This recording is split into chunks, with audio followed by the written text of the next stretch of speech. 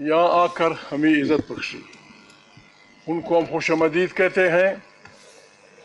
تحریک تحفظ آئین پاکستان نے یہ کانفرنس اس لیے نہیں بلائی خدا نخواستہ کہ ہم لوگوں کو گالیاں دیں، غلط ناموں سے لوگوں کو پکاریں، لیکن پاکستان کے شہریوں کی حیثیت سے یہ ہمارا حق ہے۔ جس انداز میں ہمارے متفقہ آئین پہ حملہ ہوا ہے، جس انداز میں ہمارے متفقہ آئین کے پرخچے اڑا دیے گئے ہیں اور بعض آئینی ماہرین کے مطابق بالکل اسے قتل کر دیا گیا ہے، ان حالات میں ہم سیاسی کارکن، وہ لوگ جنہوں نے ساری زندگیاں بیسک ہیومن رائٹس، انسانوں کے حقوق کے احترام، مختلف فرقوں کے درمیان ہم آہنگی کے لیے گزاری، اور اس خوش فہمی میں لگے رہے کہ پاکستان میں ایک آئین ہوگا، پاکستان میں غیر جانبدار الیکشن کے ذریعے انسانوں کا انتخاب ہوگا اور وہ پارلیمنٹ، وہ منتخب لوگ پاکستان کی داخلہ اور خارجہ پالیسیاں چلائیں گے۔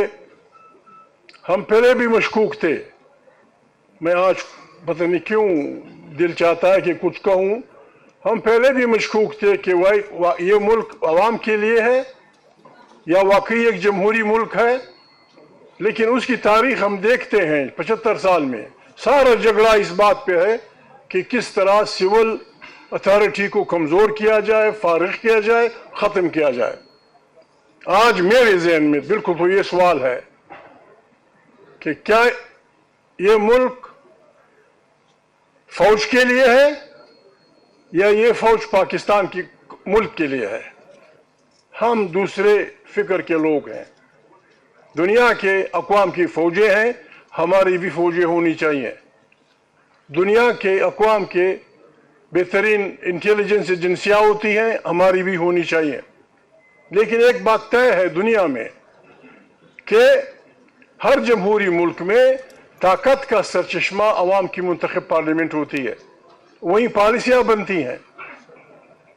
دنیا میں یہ طے ہے کہ جس آدمی کے ہاتھ میں تلوار ہے، جس آدمی کے ہاتھ میں بندوق ہے، وہ سیاسی جرگے میں نہیں بیٹھے گا، اور اگر اس کو وہ ڈیوٹی پسند نہیں، بسم اللہ کر کے بندوق رکھ دے، آئیں منتخب ہو جائیں، پارلیمنٹ کا حصہ بنائیں۔ رئیس سے یہ امید ہماری موجودہ جو کچھ ہوا اس نے ہمیں وہ کر دیا، بالکل ہماری امیدیں ختم کر دی ہیں۔ جن لوگوں کو استثناء دیا گیا ہے، ایک آدمی ان میں سویلین ہے، لیکن چونکہ وہ سپریم کمانڈر ہے، اس کو اس لیے ابھی 4 لوگوں کو یا جتنے لوگوں کو استثناء ملا ہے وہ سارے فوجی ہیں۔ وہ جو کچھ فیصلے کریں گے، جہاں جائیں گے، خارجی اور داخلی پالیسیاں بنائیں گے، اور سب سے بری بات یہ اب سب اس ملک کے رہنے والے ہیں، ہم تعصب پھیلانے والے لوگ نہیں ہیں۔ ملک کے طول و عرض میں جنگ جاری ہے، وزیرستان میں جنگ جاری ہے، چرا میں جنگ جاری ہے، خیبر میں جنگ جاری ہے، بلوچستان رو رہا ہے، دھماکے ہو رہے ہیں، کسی کے کان پہ جون تک نہیں رنگتی۔ جب عوام اپنی فوجوں سے لڑیں گے نتیجہ کیا ہوگا؟ نتیجہ کیا ہوگا؟ اس ملک کی بربادی ہوگی۔ میں معافی چاہتا ہوں، دنیا جہان کی آپ تاریخیں دیکھیں، جہاں جہاں فوجیں اپنے عوام سے لڑی ہیں، فوج ہاری ہے۔ وہ مہربانی کریں، وہ وقت نہ لائیں کہ ہمارے اپنے عوام کیا ہو رہا ہے، کیا یعنی بس آپ جو کچھ کریں گے وہ حرف آخر ہوگا۔ ہم آپ سے کچھ نہیں مانگتے، ہم آپ سے یہ مانگتے ہیں کہ یہاں ایک بات ہو رہی ہے، مجھے بار بار لوگوں سے پیغامات ملتے ہیں، کہا جا رہا ہے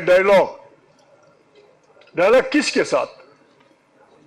بالکل ہم ڈائیلاگ کے لیے تیار ہیں، جمہوری ڈائیلاگ کے لیے ہم تیار ہیں، لیکن اس کے لیے شرط یہ ہے کہ عمران خان سے ملاقات کی اجازت ہوگی، اس کے سیاسی دوستوں کی، اس کے خاندان کی، یہ الف ہے ڈائیلاگ کا۔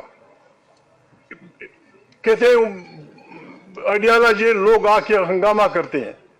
منگل کا دن جیل میں عمران خان سے رشتہ داروں کے ملنے کا دن ہے، जब आप लोगों को मिलने नहीं देंगे फिर लोग क्या करेंगे? अगर कोई डायलॉग करना चाहता है, बिस्मिल्लाह डायलॉग का अलिफ ये है कि इमरान खान की सजाएं तो अब दें, जो कुछ आपने करना है वो तो कर दिया आपने, लेकिन उससे मुलाकात की इजाज़त होनी चाहिए, उसकी पार्टी के लीडरों की, उसके ख़ानदान के लोगों की, फिर जाके बात होगी। डायलॉग इसलिए होगा कि यहाँ एक सारी सियासी पार्टियां, हमने ये कॉन्फ्रेंस इसलिए बुलाई थी, हमारी दिलचस्पी ये नहीं है, मेरी रिक्वेस्ट है थी और अब भी है, मियाँ नवाज शरीफ से, मौलाना फजलुर रहमान से, जमात इस्लामी के अकाबरीन से, ANP के अकाबरीन से, जितनी भी सियासी पार्टियां हैं, मेहरबानी बैठे, आप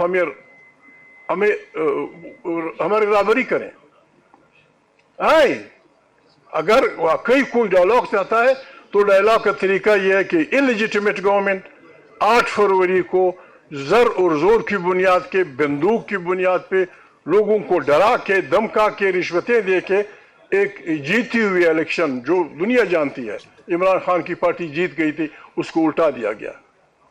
इस हुकूमत को पाकिस्तान का नुमाइंदा करके, पेश करके, और हमसे ये कहा जाए कि इनसे मुज़ाकरात करो। कहाँ की मुज़ाकरात? 5300 लाख अरब 5300 अरब रुपए IMF कहते हैं कि हमारे फंड से आप लोग हजम कर चुके हैं। इस तरह का सिस्टम कैसे चलेगा इस मुल्क में? हम आपसे और कुछ नहीं कहते, मेहरबानी करें। अभी कौमी वतन पार्टी के मेरे दोस्त ने तकरीर की, तजावीज दें, आप सब तजावीज दें। यहाँ यही लोग हमारे हैं, आसमान से लोग नहीं उतरेंगे, अच्छे हैं बुरे हैं, हम यही लोग हैं। हमने यहाँ बैठ के एक ऐसा तरीका निकालना है जिससे ये मुल्क इस बहरान से निकल जाए, और बहरान के निकलने का वाहिद तरीका ये है कि यहाँ जमहूरियत होगी, यहाँ एक आज़ाद इलेक्शन कमीशन होगा, वन मैन वन वोट होगा, पार्लियामेंट ताकत का सरचश्मा होगी, अफवाज पाकिस्तान, जैसे आइन कहता था हमारा पुराना, दुनिया के आइन ये कहते हैं, अफवाज पाकिस्तान और हमारी इस्तखबाराती एजेंसियों का, मिलिट्री हो सिविल हो, उनका सियासत में हिस्सा लेना बंद होगा।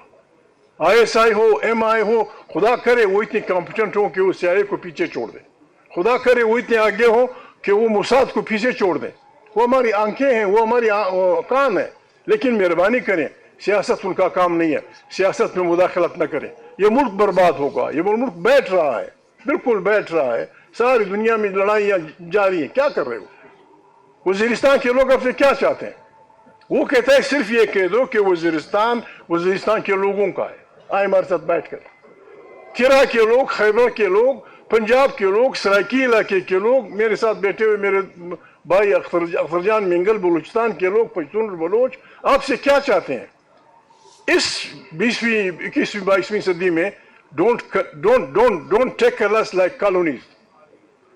अब सारे आलिम फाजिल लोग बैठे हैं, ये आलिम फाजिल आदमी दूसरा, ये तीसरा, कहीं कोई भी डिक्शनरी आप उठाएं, कोई भी इंसाइक्लोपीडिया उठाएं, कॉलोनी का मतलब देखें उसमें। हमारे अपने लोगों को आप कॉलोनी समझते हैं। बलूचिस्तान आपकी कॉलोनी, खैबर पख्तूनख्वा आपकी कॉलोनी, सराइकी बेल्ट आपकी कॉलोनी, ऐसा नहीं चलेगा। आए बस एक दूसरे को माफ करें, हमारी तरफ से आप माफ है, लेकिन आप भी माफी मांगे। आए बैठे, मैं तो इस राय का हूं कि जिस तरह ये मीटिंग है कि तमाम पाकिस्तान के इदारों की मीटिंग बुलाएं 2 दिन के लिए, जर्नल हो उसमें, जज हों, दानिश्वर हों, आलिम फाजिल लोग हों, जर्नलिस्ट हों, और मेरी तरह के दानिशखोर हों, सब मिल बैठ के बात करें और पाकिस्तान को इस बर्बादी से निकालें। God bless you, thank you very much.